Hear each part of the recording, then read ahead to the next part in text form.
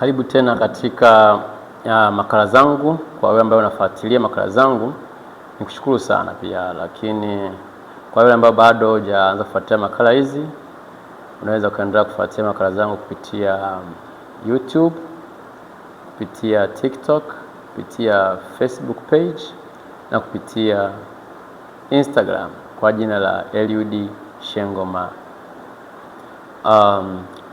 Leo nataka tupeane moja au mbili tatu katika swala zima la namna ya kuweza kutoka hatua moja kwenda hatua nyingine.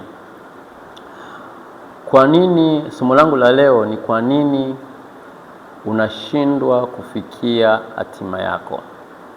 Kuna vikwazo kadhaa ambavyo tumekuwa tukipitia kama sisi binadamu, ambavyo hivi vikwazo usipokuwa makini lazima uvipoteze.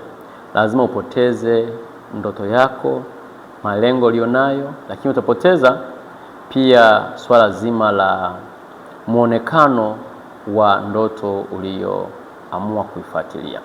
Kikwazo cha kwanza ni kukaa unafikiria yale yaliyopita.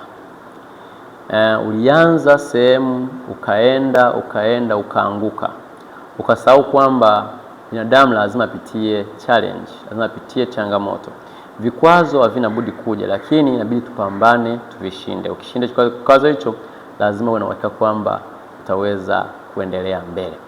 Kikwazo cha pili ni kupoteza muda kufuatilia ndoto ambayo sio kusudi lako.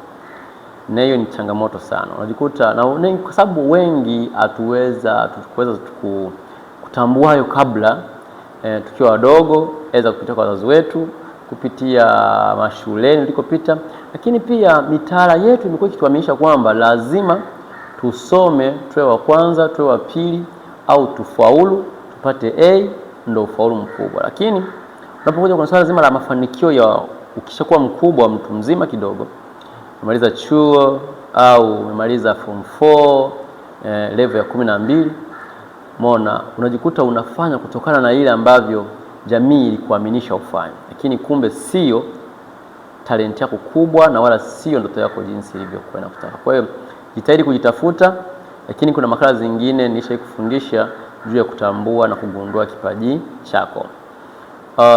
Kikwazo cha tatu ni kupoteza muda kuongelea maisha ya watu wengine ambao tayari aidha wamefanikiwa au hawajafanikiwa. Hiyo ni changamoto. Kwa hiyo jitahidi sana kuacha hicho kikwazo, anza kufuatilia yale ambayo unaona wewe ni ya muhimu kwanza. Cha tatu ni kutoamua kwa moyo mmoja. Yaani unaingia mguu mmoja ndani, mwingine nje. Ushaikuona mtu mwingine anafanya kitu, lakini baadaye anawaza sema nafikiri hapa sipo. Mbona fulani alifanya akafeli? Kwa hiyo anakuwa anafanya lakini huko afanya. Sasa hapo lazima uweze ukaenda.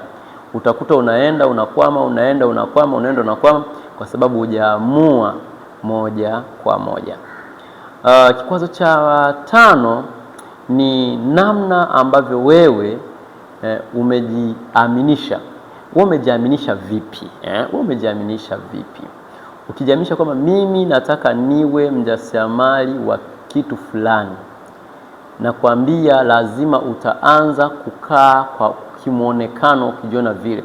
Wakati mtu anasema nataka niwe pilot, mtoto akiwa mdogo anataka pilot, akawaambia na wazazi wakampambania katika hilo swala, tulikuta mtoto anaanza kuishi katika ile mazingira.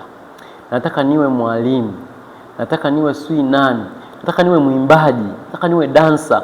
Kuna jinsi mazingira ambavyo atajitahidi kuishi katika vile. Sasa anza kutembea, anza kuishi ile ndoto yako. Unaishi vipi ile ndoto yako? Lakini cha tatu, kikwazo, acha kuangalia mazingira yaliyokuzunguka.